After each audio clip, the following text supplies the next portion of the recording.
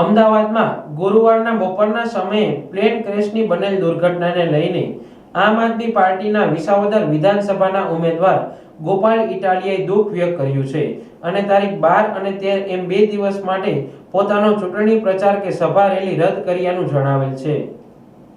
નમસ્કાર દોસ્તો, હું ગોપાલ ઇટાલિયા। આજે 12 તારીખ અને બપોરના આશરે 2:30 વાગવા આવ્યા છે। અત્યારે એક અત્યંત દુઃખદ અને આઘાતજનક સમાચાર મળ્યા છે કે અમદાવાદ એરપોર્ટ ઉપર ઇન્ટરનેશનલ ફ્લાઇટ ક્રેશ થઈ છે અને હજુ સુધી સમાચારોમાં કોઈ પાકી વાત જાહેર નથી થઈ કે કેટલા લોકો ઘાયલ છે, કેટલા લોકોને મૃત્યુ થયું છે, કોનું મૃત્યુ થયું છે, કશી જ જાહેરાત નથી।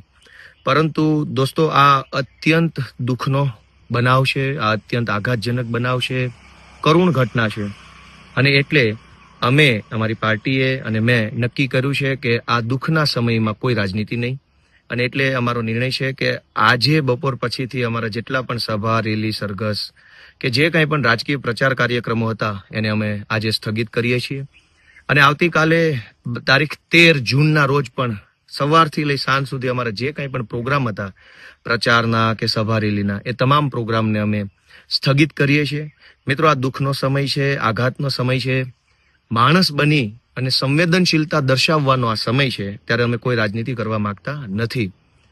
આજે આપણા ગુજરાત ઉપર આફત આવી છે ત્યારે હું અને અમારી આખી પાર્ટી કોઈ પણ પ્રકારની ચૂંટણીલક્ષી રાજકીય ટીકા ટિપ્પણી કર્યા વગર બિનશરતી રીતે, સ્પષ્ટ રીતે અને મજબૂત રીતે ગુજરાત સરકારના સમર્થનમાં છીએ।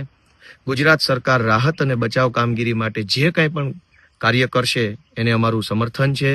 અમારી જ્યાં જરૂર પડશે, જેવી જરૂર પડશે, જેમ જરૂર પડશે તો અમે સરકારની સાથે ઊભા રહેવા માટે અડીખમ રીતે તૈયાર છીએ અને જ્યાં સુધી આ આઘાતનો પીરિયડ પૂરો નથી થઈ જતો, આ દુઃખનો સમય નીકળી નથી જતો, ત્યાં સુધી અમે કોઈ પણ પ્રકારની રાજકીય ટીકા ટિપ્પણી કરવાના નથી। દોસ્તો, આ દુર્ઘટનાની અંદર ઘાયલ થયેલા લોકોને, દુર્ભાગ્યથી મૃત્યુ પામેલા સૌ મૃતકોને હું મારી સંવેદના અર્પું છું, હું મારી દિલગીરી અર્પું છું, કેમ કે આપણા ગુજરાતમાં આવી અત્યંત ખેદજનક ઘટના બની છે એનો ખૂબ વસવસો છે, એનું દુઃખ છે।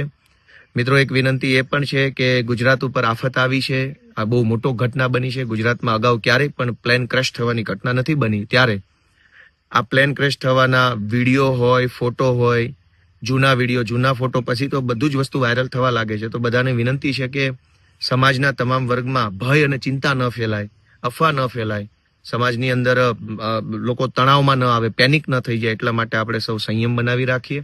સરકાર તરફથી આપણને જે કાંઈ સૂચન, આદેશ કે માહિતી મળે એને શાંતિપૂર્વક જાણીએ અને જાણ્યા જોયા વગર કોઈ પણ વાતને આપણે ન ફેલાવીએ, એવી વિનંતી સાથે ફરી એક વખત હું આ દુઃખદ ઘટનાનો ખેદ વ્યક્ત કરું છું।